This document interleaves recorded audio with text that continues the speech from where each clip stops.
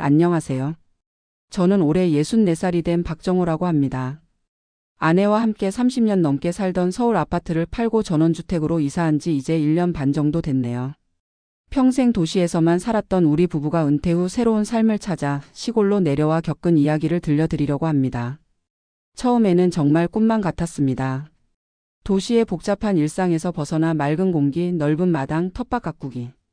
그런데 현실은 생각했던 것과 많이 달랐어요. 특히 예상치 못했던 관리비와 유지비에 정말 놀랐습니다. 지금부터 제가 경험한 전원 생활의 달콤함과 씁쓸함, 그리고 그 과정에서 깨달은 것들을 솔직하게 나눠볼게요. 저희 부부의 이야기가 은퇴 후 삶을 계획하시는 분들께 조금이라도 도움이 되었으면 좋겠습니다.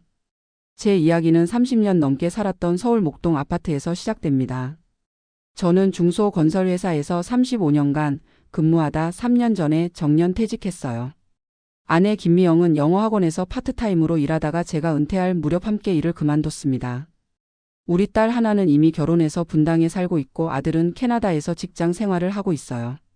아이들이 모두 독립하고 집이 갑자기 너무 커진 느낌이었습니다. 100제곱미터가 넘는 33평형 아파트에 저희 부부 둘만 남으니 빈 방을 보면서 허전함도 느꼈어요. 그러던 어느 날 아내가 이런 말을 꺼냈습니다. 여보, 우리 이제 서울에 더 이상 있을 이유가 있을까? 아이들도 다 독립했고 우리 둘만의 새로운 삶을 시작해보는 건 어때? 솔직히 저도 퇴직 후 서울에서의 삶이 점점 의미를 잃어가는 것 같았어요. 퇴근 시간에 맞춰 하루를 살아가던 습관이 남아서인지 갑자기 시간이 많아지니 어떻게 보내야 할지 막막했거든요. 게다가 코로나 이후 재택근무가 늘면서 아파트 값도 많이 올랐을 때였어요. 우리 집도 시세가 12억 원 정도로 올라 있었습니다. 그래서 저희는 진지하게 이사를 고민하기 시작했어요. 처음에는 지방 도시의 작은 아파트로 이사할까 생각했습니다. 하지만 우연히 TV에서 전원주택에서 행복하게 사는 은퇴자 부부의 모습을 보고 마음이 움직였어요. 넓은 마당에서 텃밭을 가꾸고 강아지와 산책하며 맑은 공기를 마시는 모습이 너무 부러웠어요. 여보, 우리도 저렇게 살면 어떨까? 도시에서 받던 스트레스에서 벗어나 자연과 함께 사는 거야. 아내의 눈이 반짝였어요. 그 말에 저도 금세 설렜습니다. 평생 콘크리트 건물 속에서만 살았으니 나무와 흙을 가까이 하는 삶이 매력적으로 다가왔어요. 또 하나 큰 이유는 경제적인 계산이었습니다. 서울 아파트를 팔면 지방에 넓은 전원주택을 짓고도 몇억 원이 남을 것 같았거든요. 당시 계산으로는 5억 원 정도면 200제곱미터 60평 대지에 50평 정도의 멋진 전원주택을 지을 수 있을 것 같았어요. 나머지 7억 원은 은행의 예금에 이자로 생활비를 보태면 국민연금과 함께 여유롭게 살 수 있을 거라 생각했습니다. 그렇게 저희는 전원주택으로 이사하기로 결정했어요. 인터넷 검색을 시작했고 유튜브에서 전원주택 관련 영상을 찾아 밤새 보기도 했습니다. 귀농 귀촌 성공기나 전원생활의 행복 같은 콘텐츠를 보며 마음이 더욱 설렜어요. 이제 어디로 이사할지 정해야 했습니다. 너무 외진 곳은 병원이나 마트 같은 생활 인프라가 부족할 테니 도시와 가까운 전원 지역이 좋겠다 싶었어요. 여러 지역을 검토한 끝에 서울에서 1시간 반 거리에 있는 충청도의 한 작은 도시 근교로 눈을 돌렸습니다. 이 지역은 고속도로와 가깝고 차로 15분 거리에 종합병원도 있었어요. 무엇보다 주변 산과 계곡이 아름다워 마음에 들었습니다. 몇 번 답사를 다니며 다양한 땅을 봤어요. 마침내 200평 규모의 땅을 찾았는데 앞으로는 논이 펼쳐져 있고 뒤로는 낮은 산이 있어 전망이 아주 좋았습니다. 가격은 7천만 원으로 서울 기준으로는 매우 저렴하다고 느꼈어요. 판매자는 과수원을 하다가 나이가 들어 더 이상 관리하기 어려워진 노부부였습니다. 도시에서 오셨나 봐요. 여기 살면 좋을 거예요. 공기도 좋고 이웃들도 친절하고. 할아버지의 말씀에 더욱 확신이 생겼어요. 어쩌면 지금까지 살아온 복잡한 도시 생활이 잘못된 선택이었던 건 아닐까 하는 생각까지 들었습니다. 이렇게 땅을 사고 나니 이제 집을 지어야 했어요. 건설회사에서 일했던 경험을 살려 직접 설계와 시공을 관리하기로 했습니다. 여러 건축사 사무소를 찾아다니며 상담받고 마음에 드는 디자인을 선택했어요. 우리가 원했던 건 모던한 느낌의 전원주택이었습니다. 1층에는 거실, 주방, 안방 그리고 테라스가 있고 2층에는 2개의 방과 작은 서재를 두는 구조로 설계했어요. 무엇보다 넓은 정원과 텃밭을 원했기 때문에 마당 설계에도 신경을 많이 썼습니다. 여보, 여기 텃밭에는 상추랑 고추, 방울토마토를 심고 저쪽에는 꽃길을 만들면 어떨까? 아내는 벌써 정원 가꾸기에 대한 계획으로 가득했어요. 설계가 끝나고 공사가 시작되었습니다.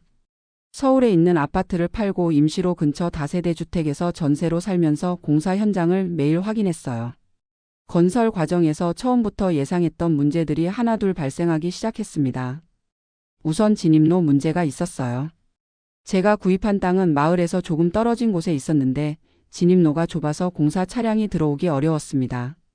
이웃 땅을 조금 지나야 했기 때문에 이웃과 협의를 해야 했어요. 처음에는 순조롭게 이야기가 진행되는 듯 했지만 공사가 시작되자 갑자기 이웃이 마음을 바꿨습니다. 통행로 사용료를 내야 한다며 꽤 높은 금액을 요구했어요. 시골에서는 이런 문제가 흔하다고 하더군요. 결국 변호사까지 만나보고 협상 끝에 합의금을 지불하고 문제를 해결했습니다. 진입로 문제만 해도 예상 밖의 비용이 500만 원 정도 추가됐어요. 또 다른 문제는 상수도 연결이었습니다. 마을 상수도 본관에서 우리 집까지 거리가 꽤 되어서 연결 공사비가 생각보다 많이 들었어요. 하수도 문제도 있었습니다. 하수관이 연결되어 있지 않아 정화조를 설치해야 했는데 이것도 예상 외의 비용이었습니다. 그리고 생각지도 못했던 문제는 지하수였어요. 땅을 팔 때는 몰랐는데 기초공사를 시작하니 지하수위가 높아 물이 계속 차올랐습니다. 배수시설을 추가로 설치해야 했고 이 과정에서 또 비용이 늘어났어요. 설계 변경도 몇 번 있었습니다. 처음에는 단열재를 일반적인 수준으로 생각했는데 시골은 서울보다 겨울이 더 추울 것 같아 고급 단열재로 바꾸기로 했어요. 창문도 2중창에서 3중창으로 변경했습니다. 난방 시스템도 고민이 많았어요. 도시가스가 들어오지 않는 지역이라 선택지가 제한적이었습니다. 기름 보일러는 유지비가 많이 들고 장작 보일러는 관리가 번거로울 것 같아서 결국 전기 온돌과 공기열 히트펌프를 함께 설치하기로 했어요. 이런 변경 사항들로 인해 처음 예상했던 공사비 4억 원에서 5억 3천만 원으로 늘어났습니다. 그래도 집이 완성되어 가는 모습을 보니 마음이 뿌듯했어요. 마침내 완공일이 다가왔습니다. 2022년 9월 가을이 시작될 무렵이었어요. 정말 꿈에 그리던 순간이었습니다. 넓은 마당이 있는 약 50평 규모의 아름다운 전원주택이 우리 앞에 있었어요. 흰색 외벽의 검정 지붕의 모던한 디자인은 주변 시골 풍경과 조화를 이루면서도 세련된 느낌을 주었습니다. 마당에는 잔디를 심었고 텃밭 공간도 마련했어요. 집 앞에는 작은 연못도 만들었습니다. 그리고 테라스에 앉아서 바라보는 전망은 정말 그림 같았어요. 멀리 논과 산이 보이고 저녁이면 노을이 아름답게 펼쳐졌습니다. 여보, 우리 정말 여기서 살게 됐네. 아내의 눈에는 눈물이 고여 있었어요. 저도 감격스러웠습니다.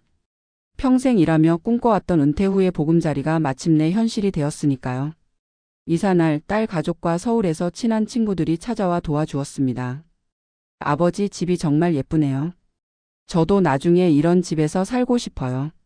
딸의 말에 기분이 좋았지만 한편으로는 내가 알아서 지어라라는 생각도 들었어요. 그만큼 집을 짓는 과정이 쉽지 않았거든요.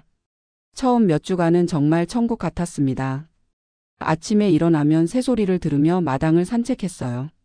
아내는 텃밭에 상추, 쑥갓, 방울토마토 모종을 심었습니다. 동네 슈퍼에서 만난 이웃들은 모두 친절했고 가끔 직접 기른 채소를 나눠주기도 했어요. 저녁이면 테라스에 앉아 별을 보며 와인 한 잔씩 마시곤 했습니다. 여보, 우리가 진작 이렇게 살 걸 그랬어요. 아내의 말에 저도 동의했어요. 도시의 복잡함과 경쟁에서 벗어나 자연과 함께하는 이 생활이 너무 좋았습니다. 하지만 시간이 지나면서 조금씩 현실적인 문제들이 드러나기 시작했어요. 가을이 깊어지고 겨울이 다가오자 가장 먼저 부딪힌 문제는 난방이었습니다. 전기 온돌과 히트펌프를 설치했는데 생각보다 전기요금이 많이 나왔어요. 첫 달 전기요금이 80만 원 가까이 나왔을 때는 정말 놀랐습니다. 아파트에서 살 때는 월 15만 원 정도였는데 거의 5배나 올랐어요. 이게 뭐지? 뭔가 잘못된 거 아닐까? 영수증을 들고 전력공사에도 문의해봤지만 큰 집이 난방비는 당연히 많이 나온다는 답변뿐이었습니다. 결국 난방 온도를 낮추고 입는 옷을 더 껴입게 되었어요. 또 다른 문제는 유지 관리였습니다. 아파트에서는 관리사무소에서 모든 것을 처리해줬는데 전원주택에서는 모든 것을 우리가 직접 해야 했어요. 처음으로 맞닥뜨린 큰 문제는 지붕에서 물이 새는 것이었습니다. 겨울비가 내린 다음 날 2층 천장에서 물이 떨어지기 시작했어요. 급하게 방수 업체를 불렀고 지붕 일부를 보수했습니다. 비용은 150만 원이 들었어요. 정원 관리도 생각보다 힘들었습니다. 봄이 되자 잡초가 엄청나게 자라기 시작했어요. 매일같이 잡초를 뽑는데도 감당이 안 될 정도였습니다.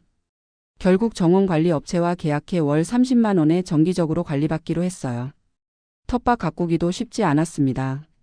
처음에는 유튜브를 보며 열심히 시작했는데 병충해 관리부터 물주기까지 신경 써야 할 것이 너무 많았어요. 농사는 정말 전문가가 하는 거구나. 아내가 한숨을 쉬었습니다. 그리고 가장 예상하지 못했던 문제는 교통이었어요. 처음에는 차로 15분 거리에 마트와 병원이 있다는 게 큰 불편함으로 느껴지지 않았습니다. 하지만 시간이 지날수록 매번 간단한 장보기도 차를 타고 나가야 한다는 게 불편하게 다가왔어요. 더구나 겨울에 눈이 오면 우리 집 진입로가 완전히 막혀버렸습니다. 마을 도로는 제설 작업을 해주지만 개인 진입로는 우리가 직접 치워야 했어요. 한 번은 눈이 많이 내려 이틀 동안 집에 갇혀 있었던 적도 있습니다. 게다가 나이가 들면서 운전이 부담스러워질 거라는 생각도 들었어요. 10년 후에는 어떻게 하지? 이런 걱정이 생기기 시작했습니다. 외로움도 문제였어요. 도시에서는 오랜 친구들과 자주 만났는데 여기서는 그럴 수 없었습니다. 친구들이 찾아온다고 해도 서울에서 멀다 보니 주말에도 오기 쉽지 않았어요. 마을 주민들과도 친해지려고 노력했지만 오랜 시간 함께 살아온 이웃들 사이에 새로 끼어드는 것은 쉽지 않았습니다. 점점 사회적으로 고립되는 느낌이 들었어요. 가장 큰 충격은 첫 해가 지나고 받아본 관리비 총액이었습니다. 전기요금, 수도요금, 정화조 관리비, 정원 관리비, 보일러 점검비, 지붕 수리비 등을 모두 합치니 1년 동안 무려 1,200만 원 정도가 나왔어요. 월 평균 100만 원이 관리비로만 나가는 셈이었습니다. 아파트에 살 때는 관리비가 월 30만 원 정도였는데 3배 이상 늘어난 거예요. 게다가 시간이 지날수록 수리할 곳이 더 많아질 텐데 앞으로 어떻게 될지 걱정이 되기 시작했습니다. 여보, 이렇게 매달 100만 원씩 관리비만 나가면 우리 저축해둔 돈이 빨리 줄어들 것 같아요. 아내의 말에 저도 깊이 공감했어요. 이대로라면 노후에 경제적으로 여유 있는 삶을 살기 어려울 것 같았습니다. 무엇보다 나이가 들수록 집 관리가 더 힘들어질 거라는 걱정이 컸어요. 60대 중반인 지금도 이렇게 힘든데 70대, 80대가 되면 어떻게 이 넓은 집과 마당을 관리할 수 있을까 하는 생각이 들었습니다. 그래서 지난해 말 저희 부부는 진지한 대화를 나눴어요. 여보, 솔직히 말해서 이 집에서 계속 살아야 할지 고민돼요. 제가 먼저 꺼냈더니 아내도 같은 생각을 하고 있었습니다. 나도 그래. 처음에는 정말 좋았는데 이제 보니 우리 나이에는 아파트가 더 편한 것 같아. 우리는 다시 선택의 기로에 서게 되었어요. 전원주택을 팔고 다시 아파트로 돌아갈까 아니면 지금의 불편함을 감수하고 계속 살아볼까. 그때 마침 동네에서 만난 한 70대 노부부의 이야기가 도움이 되었습니다. 그분들은 우리보다 5년 정도 먼저 전원주택을 지었다가 작년에 팔고 근처 소도시의 아파트로 이사했다고 해요. 처음 몇 년은 좋았는데 나이 들수록 집 관리가 너무 힘들더라고요. 특히 아내가 허리 수술을 하고 나서는 더 이상 정원 가꾸기도 어려워졌어요. 그 말을 듣고 우리의 미래 모습이 그려졌습니다. 결국 저희는 이 집에 몇 년 더 살다가 나이가 더 들기 전에 편리한 곳으로 이사하기로 결정했어요. 다만 바로 서울로 돌아가기보다는 지금 살고 있는 지역 근처의 소도시에 있는 아파트를 알아보기로 했습니다. 그래도 이곳의 맑은 공기와 여유로운 분위기는 계속 즐기고 싶었거든요. 지금은 그렇게 타협점을 찾아 계획을 세우고 있습니다. 집을 매물로 내놓았지만 시골 전원주택은 수요가 많지 않아 쉽게 팔리지 않네요. 건축비의 7,80% 정도 수준에서 팔아야 한다는 부동산 중개인의 말에 속이 쓰리기도 합니다. 하지만 저희 부부는 이제 현실을 직시하게 되었어요. 어쩌면 처음부터 저희는 전원 생활에 대한 로망만 가득했지 현실적인 고민은 부족했던 것 같습니다. TV나 유튜브에서 보여주는 아름다운 전원 생활 이면에는 많은 수고와 비용이 숨어 있다는 사실을 깨달았어요. 그래도 후회하지는 않습니다. 이런 경험이 없었다면 평생 전원 생활이 좋았을 텐데라는 미련을 가지고 살았을 테니까요. 실제로 경험해보니 저희에게는 맞지 않는 선택이었다는 것을 알게 되었고 그것도 소중한 깨달음이라고 생각합니다. 무엇보다 1년 반 동안의 시간이 아내와 저에게 소중한 추억이 되었어요. 서울에서는 바쁘게 살아서 대화할 시간도 많지 않았는데 여기 와서는 함께 보내는 시간이 많아졌습니다. 저녁마다 별을 보며 나눈 대화들, 함께 텃밭을 가꾸려 애쓴 시간들, 이런 것들이 모두 값진 경험이었어요. 또 하나 배운 것은 나이 들수록 편리함의 가치가 정말 중요하다는 사실입니다. 젊었을 때는 잘 몰랐는데 이제는 작은 불편함 하나가 큰 스트레스가 될 수 있다는 걸 실감했어요. 병원이 가까이 있다는 것, 마트에 쉽게 갈 수 있다는 것, 관리가 편리하다는 것. 이런 것들이 나이 들수록 더욱 중요해진다는 사실을 깨달았습니다. 그리고 경제적인 면에서도 많은 것을 배웠어요. 처음에는 아파트를 팔면 전원주택을 짓고도 많은 돈이 남을 거라 생각했는데 실제로는 예상치 못한 비용들이 계속 발생했습니다. 건축비 상승, 인테리어 조경, 그리고 지속적인 유지보수 비용까지. 생각보다 훨씬 많은 돈이 들어갔어요. 귀촌이란 단어가 주는 로망과 달리 시골 생활에는 도시와는 또 다른 종류의 비용이 필요하다는 것을 알게 되었습니다. 저희 부부의 이야기를 들으시는 분들께 해드리고 싶은 말씀이 있습니다. 만약 전원주택으로의 이사를 고민하고 계신다면 몇 가지 현실적인 부분을 꼭 고려해 보셨으면 해요. 첫째, 관리비와 유지비를 미리 계산해 보세요. 전기, 수도, 난방, 정원관리, 건물 유지보수 등의 예상보다 훨씬 많은 비용이 들어갑니다. 특히 난방비는 아파트의 34배는 예상하시는 게 좋아요. 둘째, 교통과 의료 접근성을 신중하게 고려하세요. 젊을 때는 차로 30분 거리가 멀게 느껴지지 않지만 나이 들수록 그 거리가 큰 장벽이 될 수 있어요. 특히 갑작스러운 응급 상황이 발생했을 때 병원과의 거리는 정말 중요한 문제입니다. 셋째, 미래의 신체 건강 상태를 고려하세요.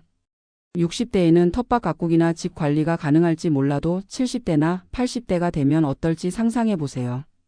넓은 집과 마당을 관리하는 일이 즐거움이 아닌 부담으로 다가올 수 있습니다. 넷째, 사회적 관계를 생각해 보세요. 오랜 친구들과 멀어지면 외로움을 느낄 수 있고 새로운 동네에서 인간관계를 형성하는 것은 생각보다 쉽지 않을 수 있어요.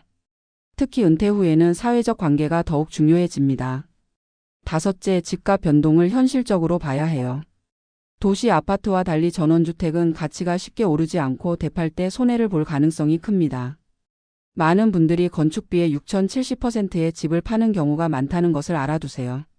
마지막으로 한번 전원주택에서 살아보는 경험도 좋은 방법이에요.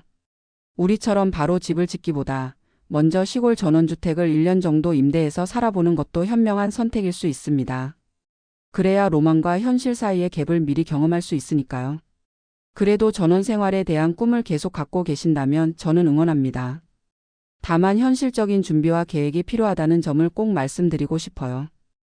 그리고 꼭 말씀드리고 싶은 것이 있습니다. 저희가 텃밭을 가꿀 때 정말 큰 도움이 됐던 건 고향에서 가져온 유기농 쌀겨였어요.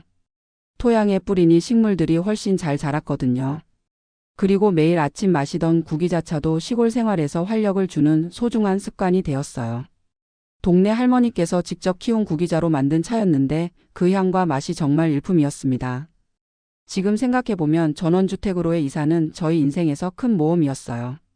비록 예상과는 다른 결과를 맞이했지만 그 과정에서 많은 것을 배웠고 성장했습니다. 아내와 저는 이제 새로운 계획을 세우고 있어요. 근처 소도시에 있는 작은 아파트를 알아보고 있는데 다행히 좋은 매물이 몇 개 있어서 희망적입니다. 어쩌면 내년쯤에는 다시 아파트 생활로 돌아갈지도 모르겠네요. 하지만 전원주택에서의 경험을 통해 저희는 진정으로 중요한 것이 무엇인지 깨달았습니다. 그것은 화려한 집이나 넓은 정원이 아니라 함께하는 시간과 서로에 대한 이해, 그리고 편안함이었어요. 아내가 최근에 이런 말을 했습니다. 여보, 우리가 사는 곳이 중요한 게 아니라 함께 있다는 것이 중요한 것 같아요. 그 말에 저는 깊이 공감했습니다. 어디에 살든 서로가 있으면 그곳이 바로 우리의 보금자리가 되는 거니까요. 다시 한번 말씀드리자면 은퇴 후 새로운 삶을 계획하실 때는 로망만 좇지 마시고 현실적인 부분도 꼼꼼히 살펴보세요. 그리고 무엇보다 자신의 나이와 건강 상태, 미래의 변화 가능성을 고려한 선택을 하시길 바랍니다. 저의 이야기가 여러분의 선택에 조금이라도 도움이 되었으면 좋겠습니다. 모든 분들의 행복한 노후를 진심으로 응원합니다. 감사합니다.